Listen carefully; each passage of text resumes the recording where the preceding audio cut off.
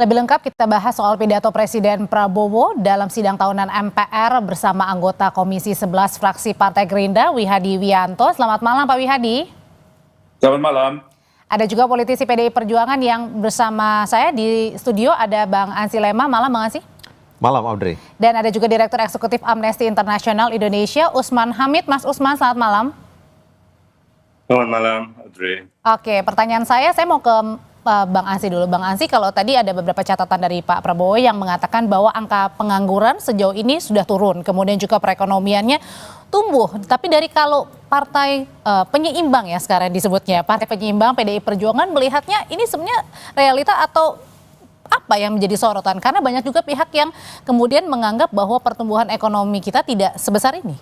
Ya Audrey, sebelum saya mengomentari soal isi ataupun juga substansi dari pidato kenegaraan Presiden Prabowo, betul, PDI Perjuangan setelah Kongres di Bali itu menegaskan posisi politiknya sebagai partai penyeimbang. Maksudnya tentu tidak koalisi, tidak oposisi, posisinya di luar kekuasaan, tetapi bersikap proporsional. Kalau memang kebijakannya pro rakyat, tentu kami dukung. Dan kalau tidak pro rakyat, tentu kami akan memberikan kritik-kritik konstruktif. Karena apa? Karena memang sejatinya partai politik ini kan adalah sokoguru kedaulatan rakyat, instrumen perjuangan untuk mengawal pemerintahan. Dan kalau kita lihat tadi yang disampaikan oleh Presiden Prabowo Subianto, beliau menyebut soal capaian-capaian dalam misalnya penciptaan lapangan pekerjaan.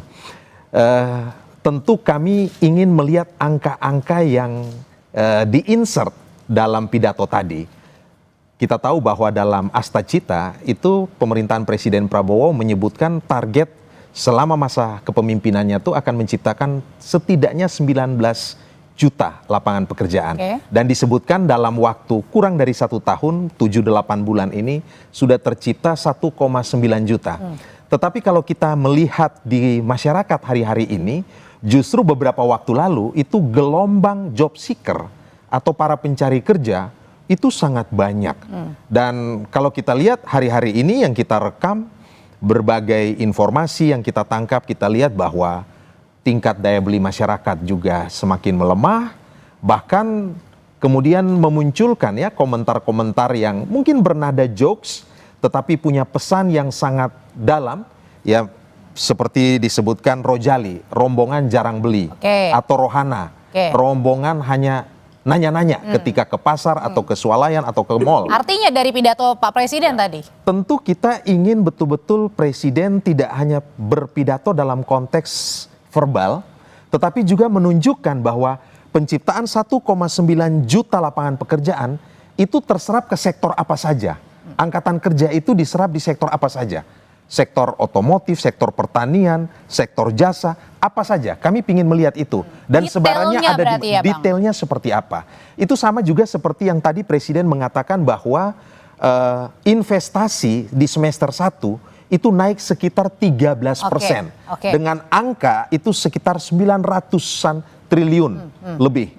Nah, kami juga ingin melihat sebenarnya investasi yang ada di Indonesia atau masuk ke Indonesia itu di sektor-sektor ekonomi apa. Dan menyerap apakah 1,9 ini juga punya keterkaitan dengan ya investasi yang meningkat sampai 13% itu. Nah, angka-angka ini belum dijelaskan secara detail karena kami tidak melihat ada derivasinya. Nah, kalau detailnya lebih baik kita tanyain aja ke partai Pak Prabowo ya, Partai Gerindra, ada Pak Wihadi. Pak Wihadi ini mungkin mewakili juga ya PDI Perjuangan, ingin tahu nih sebenarnya detail-detail pencapaiannya seperti apa sih? Seperti tadi angka pengangguran yang turun, tapi kemudian muncul di mana-mana fenomena Rojali, kemudian juga pencari kerja yang banyak sekali ini bertebaran untuk mencari kerja tapi belum mendapatkan pekerjaan, Pak Wihadi. Iya begini, jadi angka yang disampaikan oleh Pak Prabowo itu kan berdasarkan angka dari data BPS. Dan tentunya BPS ini kan mempunyai survei terhadap tingkat daripada pengangguran. Dan kalau kita melihat juga bahwa apa yang dengan investasi itu juga kita melihat bahwa data daripada BPS. Kalau kita melihat dari semua yang ada saat ini, memang kalau kita fakta di lapangan yang disampaikan tadi mengenai masalah adanya Jok Rojali, Rohana, ini kan kita bicara mengenai masalah bagaimana di level kita memang pada saat yang kemarin, apakah memang mereka-mereka itu adalah pada saat mereka yang harus konsumtif. Tapi kalau kita lihat daripada data yang ada, itu adalah kita belanja rumah tangga, bukan belanja konsumtif. Kalau kita bicara Rojali ini kan bicaranya adalah di mall, yang mereka mungkin bicarakan bukan barang-barang konsumtif, barang-barang yang berkonsumsi untuk rumah tangga. Kalau kita melihat kan pertumbuhannya di barang-barang konsumsi rumah tangga. Justru kita melihat bahwa Pak Prabowo itu memberikan stimulus, 2 kali stimulus, itu kurang lebih sekitar 57 triliun. 57 triliun stimulus itu diberikan adalah untuk mendorong adanya pertumbuhan ekonomi dan mendorong daya beli. Kita melihat bahwa di situ kita ada diskon listrik, kemudian juga jalan tol, transportasi, kemudian kita juga melihat adanya bansos. Nah, ini kan berarti kita melihat bahwa memang segmen saat ini, kalau kita melihat segmen yang di bawah atau segmen yang kita melihat bahwa segmen yang memang perlu diberikan stimulus. Kalau saat ini kita melihat tentang investasi, kita melihat bahwa pertumbuhan ekonomi di Sulawesi itu meningkat cukup tajam. Dan kemudian juga di daerah Bintan menunjukkan angka pertumbuhan ekspor. Nah, ini semuanya sebenarnya data-data ini kan data-data yang kita dapatkan adalah dari BPS. Nah, kalau kita melihat saat ini, memang posisinya adalah posisi yang memang apakah memang dahulu ini yang daya beli menurunnya ini memang apakah dulu tidak menjadi suatu bubble yang sekarang ini adalah real kita bicara, gitu kan?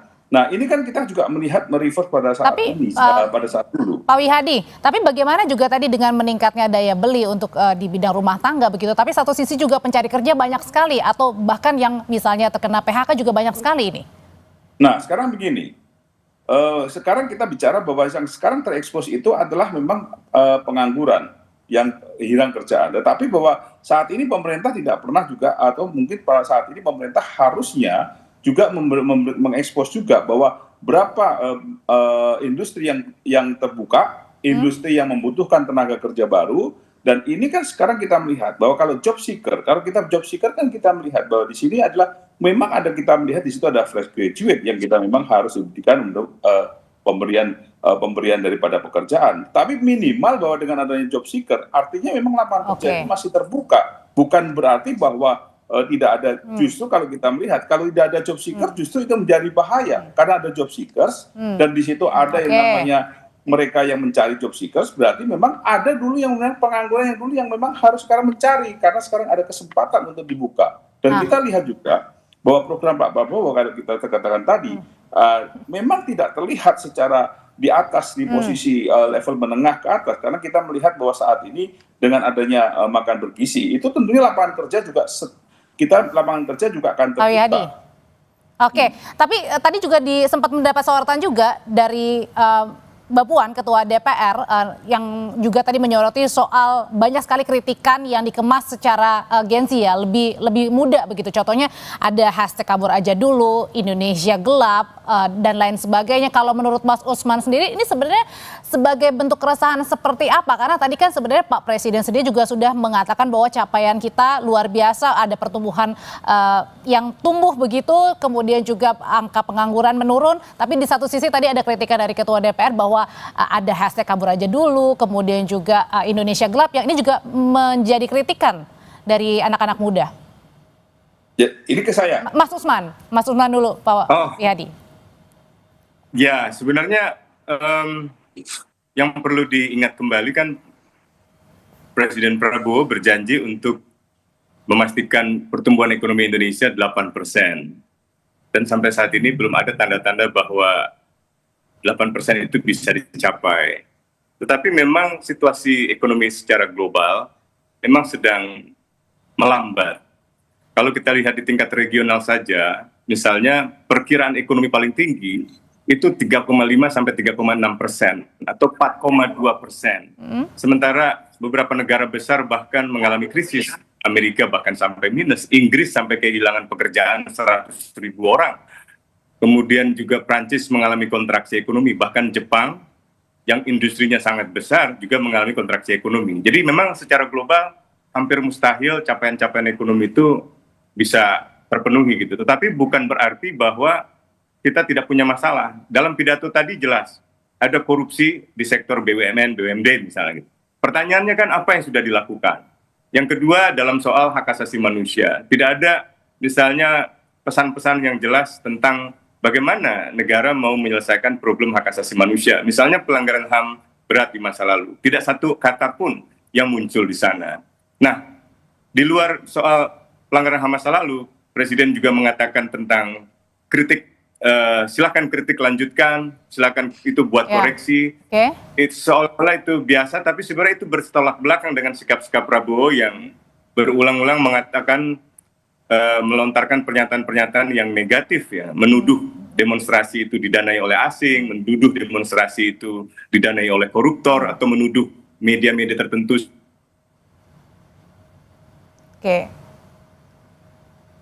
Oke, sebelum kita lanjutkan lagi ke Mas Usman, karena tadi komunikasinya kurang baik, jadi kita mau penegasan. Jadi maksudnya kalau tadi Mas Usman adalah berarti yang dikatakan bahwa seperti apa, bahwa tadi ketika misalnya boleh dikritik, tapi kemudian satu sisi ada sisi yang mempertanyakan begitu ya, jika ada yang mengkritik. Nah, kalau dari Mas Usman sendiri pandangannya seperti apa, nanti kita akan jeda sejenak. Tetap bersama kami di Sapa Indonesia Malam.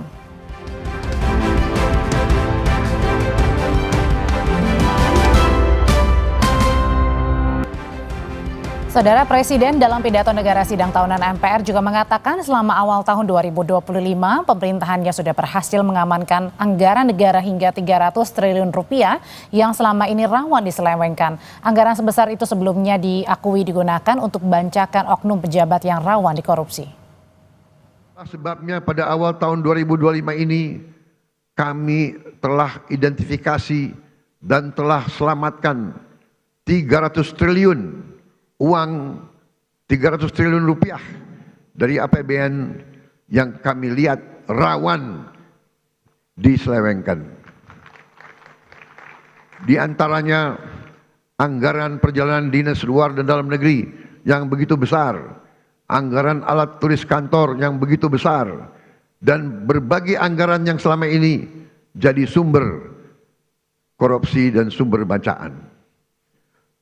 Efisiensi ini diperintah oleh Undang-Undang Dasar kita. Hal lainnya, Presiden mengatakan tindakan korupsi sudah sangat memprihatinkan, perilaku korupsi sudah masuk ke hampir seluruh tingkatan eselon pejabat negara. Perilaku korupsi ada di setiap eselon birokrasi kita. Ada di setiap institusi dan organisasi pemerintahan. Perilaku korup ada di BUMN kita. Ada di BUMD kita. Ini bukan fakta yang harus kita tutup-tutupi. Setelah 299 hari saya memimpin pemerintahan eksekutif, saya semakin mengetahui berapa besar tantangan kita. Melanjutkan tadi pernyataan Mas Usman yang sempat terhenti karena sambungannya kurang baik. Jadi melanjutkan lagi, apa jadi catatan-catatan dari pidato kenegaraan Pak Prabowo di sidang tahunan MPR, Mas Usman? Ya, 3 hal aja. Yang pertama, kira-kira proyeksi ke depan untuk mencapai 8% pertumbuhan ekonomi yang dijanjikan Presiden itu bagaimana? Yang kedua, soal korupsi di sektor BUMN, BUMD atau di dalam kementerian dan birokrasi. Kira-kira apa yang mesti dilakukan dan apa yang sudah dilakukan? Kalau 300 triliun tadi itu kan lebih kepada sumber-sumber yang biasanya disalahgunakan. Yang sudah disalahgunakan, apa yang dilakukan oleh pemerintah? Apa yang dilakukan oleh Presiden misalnya untuk mengoptimalkan peranan KPK atau peranan Kejaksaan Agung. Yang ketiga adalah soal hak asasi manusia. Soal hak asasi manusia sayangnya kurang mendapat perhatian di dalam pidato Presiden hari ini. Bahkan untuk pelanggaran HAM masa lalu sama sekali tidak ada satu kata pun. Padahal ada banyak urgensi yang sangat jelas untuk menyelesaikan pelanggaran HAM masa lalu. Misalnya rencana penulisan ulang sejarah dari Kementerian Kebudayaan itu dipandang banyak menyangkal pelanggaran HAM berat di masa lalu.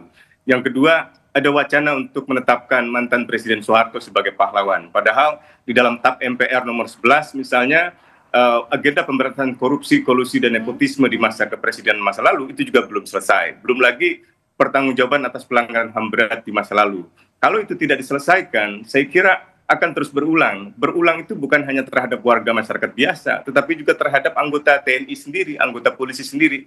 Yang terakhir adalah kasus Prada Luki. Itu adalah kasus yang menunjukkan betapa keberulangan kekerasan, keberulangan pelanggaran HAM itu terjadi karena kita tidak pernah memecahkan problem pelanggaran HAM di masa lalu dengan cara-cara yang adil. Gitu. Jadi ditambah lagi, saya kira kalau kita lihat fakta dalam paruh pertama tahun ini, Amnesty International mencatat setidaknya 104 aktivis mengalami intimidasi, kriminalisasi. Tapi dan kalau serangan tadi disebutkan lainnya. dalam pidato bahwa dunia ini memuji, mengakui demokrasi kita, Mas Usman? Nah, itu kan klaim ya, seperti diberitakan oleh media massa hari ini juga, nada dari pernyataan presiden kan tidak eksplisit siapa yang dimaksud misalnya. Apakah presiden dari negara yang demokratis, atau apakah itu hasil riset dunia, misalnya lembaga-lembaga indeks demokrasi. Sebab lembaga indeks demokrasi seperti Freedom Institute yang berbasis di Swedia, itu menggolongkan Indonesia tidak lagi sebagai negara demokrasi elektoral, melainkan negara autokrasi elektoral. Tentu ini adalah hasil dari penilaian panjang jauh sebelum pemerintahan Prabowo ada, yaitu di masa pemerintahan Jokowi, di mana institusi-institusi demokrasi itu mengalami pelemahan. Oke. Nah, balik lagi ke PDIP. Kalau misalnya tadi kan PDIP mempertanyakan sebenarnya bagian-bagian mana ketika pertumbuhan atau misalnya angka pengangguran turun. Tapi kan tadi Pak Prabowo juga dalam pidato tadi menyatakan bahwa kita sudah berhasil loh mengamankan 300 triliun rupiah yang selama ini rawan akan bancakan untuk dikorupsi begitu. Ya, 300 triliun itu efisiensi, penghematan yang selama ini dipandang atau dinilai sebagai sumber-sumber kebocoran ataupun juga perilaku yang inefisien. Tetapi kan kalau kita menyimak beberapa kali rapat ya, misalnya antara Menteri Keuangan dengan Komisi 11 misalnya, kan kita juga di situ berkembang juga pertanyaan.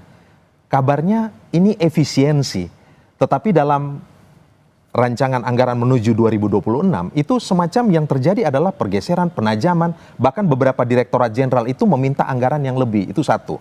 Yang kedua, bagaimana dengan utang kita? Setelah efisiensi, apakah utang kita turun ataukah mengalami peningkatan? Itu yang pertama. Yang kedua, kita itu misalnya, tidak dibuka utangnya itu. Misalnya kita bicara soal MBG. Tentu MBG ini dikaitkan dengan upaya untuk membangun, meningkatkan kualitas manusia lewat anak-anak didik kita. Tetapi dalam banyak kasus kita melihat bahwa ada banyak persoalan di sana misalnya. Misalnya keracunan secara massal, ya distribusi yang agak terlambat, dan sejauh mana MBG ini memberdayakan produsen-produsen, petani, peternak, dan nelayan. Bagaimana memanfaatkan ya produktivitas dari para petani ya menggunakan beras mereka atau hortikultura mereka. Jadi sejauh mana implikasi ekonomi bagi kelompok-kelompok marginal dan kita itu ini. Menurut PDI ini kan Perjuangan, juga harus betul-betul bisa ditampilkan dalam bentuk data-data. Artinya, belum lagi kalau kita tadi presiden di sini Bang Ansy ketika misalnya PDI Perjuangan sendiri berarti melihat bahwa rasanya kok kayaknya belum menyentuh banget ya ke masyarakat begitu, dengan tadi berdasarkan apa yang sudah disampaikan oleh Pak Presiden begitu. Ya, Pak Presiden menyampaikan hal-hal itu dalam bentuk pidato secara verbal. Nah, tentu kami juga ingin melihat data-data yang valid, data-data yang akurat, sehingga kemudian itu bisa kemudian di-challenge dan dibuktikan secara lebih lanjut. Nah, Presiden juga menyampaikan bahwa punya target untuk mengurangi angka pengangguran, kalau tidak salah, sampai 0%. Nah, ini kita ingin tahu caranya seperti apa, step dan timingnya bagaimana. Dan ada beberapa hal penting yang kelihatannya luput dari apa yang disampaikan dalam pidato ini. Misalnya dalam konteks global, ya, bagaimana kebijakan pemerintah kita terhadap peningkatan nilai tarif impor, bagaimana juga terhadap proteksionisme, ya, kondisi perang dagang dan seterusnya, dan juga bagaimana mensinkronisasikan agenda pembangunan nasional dengan pemerintah-pemerintah daerah ini. Nah, hari ini ketika efisiensi transfer daerah juga semakin berkurang, tentu itu memunculkan berbagai dampak kalau negatif. Gitu ya, langsung ke Pak Wihadi. Nah, ini perlu kita membutuhkan penjelasan yang lebih jelas. Silakan Pak Wihadi. Iya, jadi begini, kalau apa yang dipertanyakan itu sebenarnya secara jelas bisa kita satu persatu kita jawab dan satu persatu juga bisa kita lihat. Pertama mengenai masalah MBG. Kalau kita melihat MBG ini kan baru berjalan sekitar 6 bulan. Dan kita melihat di sini, tadi disampaikan ada sudah 5.000 SPPG. Artinya dengan 5.000 SPPG itu sudah ada 20 juta penerimaan manfaat. Nah tentunya kalau 20 juta penerimaan manfaat itu bukannya tidak mungkin bahwa yang namanya memang yang namanya berasnya juga ada pasti beras dari Indonesia dan kemudian juga sayurnya, dagingnya, semuanya juga itu adalah hasil daripada peternak Indonesia dan juga petani Indonesia. Jadi kalau itu dipertanyakan, saya kira ini mesti harus sama-sama kita coba dilihat dulu. Makanya pertumbuhan ekonomi kalau kita lihat dari sini, dari awal yang mungkin masih 4,8 menjadi 5,12, karena kita melihat bahwa pertumbuhan ekonomi itu berjalan memang tidak di depan mata, tetapi berjalan adalah memang berjalan sesuai dengan apa yang ada di daerah dengan situasi ekonomi itu. Jadi kalau kita melihat dengan MBK ini kan sasarannya lebih banyak kepada daerah-daerah, karena kita melihat bahwa gizi anak-anak desa ini kan masih perlu kita bantu di situ. Jadi ini adalah suatu hal yang memang harus kita lakukan seperti itu. Nah kemudian kalau kita melihat apa yang menentukan angka pengangguran tetap bahwa menjadi perhatian kita semuanya. Dan ini adalah kalau kita melihat satu SPBG itu akan membutuhkan 50 tenaga kerja. Nah kalau sekarang dengan satu SPBG, satu unit SPBG itu 50 tenaga kerja, kita bisa kalikan dengan 50 tenaga kerja itu dengan berapa SPBG yang ada. Nah hal-hal seperti inilah yang memang membuat optimisme bahwa program-program Pak Prabowo itu adalah program-program yang untuk kebutuhan rakyat. Kalau kita melihat efisiensi yang diarahkan itu kan kita harus lihat bahwa efisiensi yang dari awal memang tidak semata-mata bahwa efisiensi itu adalah tidak istilahnya anggarannya itu dipotong, bukan, tetapi adalah memang pengalokasian. Kita melihat bahwa nah ini ingin ditanyakan juga Pak Wiyadi kepada PDIP, sebenarnya alokasinya ini yang kemana begitu? Nah, kalau kita melihat begini, pertama kali bahwa yang namanya 2020 APBN 2025 itu kan dibahas di tahun 2024. Pembahasan 2024, nomenklatur kementerian itu juga berubah pada saat 2025. Tentunya kementerian-kementerian baru memerlukan anggaran-anggaran lagi. Dan ini perlunya ada alokasi ke anggaran itu. Kemudian kalau kita lihat program-program unggulan Pak Prabowo, itu ada memerlukan penambahan untuk program-program itu. Kalau kita melihat bagaimana yang namanya sekolah rakyat, kita melihat bahwa sekolah rakyat itu adalah bagaimana kita membuat sekolah rakyat status sekolah rakyat. Itu adalah untuk anak-anak yang kurang mampu, yang mereka tidak bisa bersekolah, yang mereka akan menjadi sekolah dan mereka dengan asrama. Ini kan membutuhkan anggaran juga. Kemudian dengan koperasi merah putih. Nah, hal-hal seperti ini memang ekonomi yang disasar oleh Pak Prabowo dalam 2025, program-programnya adalah program-program yang langsung menyentuh kepada masyarakat. Dan disinilah kita melihatnya bahwa pertumbuhan itu akan berjalan, memang tidak melihat bahwa seakan-akan kemudian seperti industrialisasi. Kalau industri manufacture memang pertumbuhan langsung akan tinggi dan tenaga kerja juga akan tinggi. Tetapi kita melihat bahwa ini starting awal yang memang sudah dilakukan oleh Pak Prabowo dalam hal memberikan suatu perubahan ekonomi ke depannya. Jadi inilah hal-hal beberapa. Tapi terakhir Pak Wihadi, kemudian realistis nggak tadi ingin 0% ya Pak ya tadi ya untuk angka pengangguran begitu? Yang ini nggak main 0% Pak Wihadi. Iya, ini kan menjadi suatu tujuan Pak Prabowo. Bahwa Pak Prabowo tujuannya adalah bagaimana angka pengangguran di 0%. Artinya bahwa lapangan kerja di Indonesia ini kalau kita melihat pada saat ini mungkin dengan masa pengangguran dan kalau kita melihat dengan hilirisasinya Pak Prabowo, industrialisasinya yang dilakukan oleh Pak Prabowo, ini menumbuhkan adanya tenaga kerja. Dan kalau kita lihat di sini, Pak Prabowo selalu mengatakan bahwa sumber alam dikuasai oleh negara. Artinya bahwa negara lah yang akan mengelola sumber alam itu dan ini adalah membutuhkan tenaga kerja yang akan datang. Dan tenaga kerja itu akan tercipta. Oke, Pak Wiyadi singkat tadi Bang. Oke, terima kasih. Singkat satu lagi ya, tadi Pak Prabowo secara khusus itu meng-highlight, memberikan stressing soal korupsi dan kebocoran yang beliau pakai istilah terminologi itu serakanomics. Kan seperti itu. Dan beliau mengatakan bahwa akan secara tuntas memerangi yang namanya pertambangan ilegal dan seterusnya. Tentu kita berharap bahwa ini tidak hanya sekedar pidato ataupun lip service, kita ingin melihat dalam implementasi secara nyatanya. Bagaimana betul-betul Pak Prabowo ini memimpin upaya untuk pemberantasan korupsi dan kemudian memerangi yang namanya serakanomics itu. PD Perjuangan tentu akan bersikap proporsional ketika betul-betul on the right track, kebijakan-kebijakan dan program ini kami akan dukung.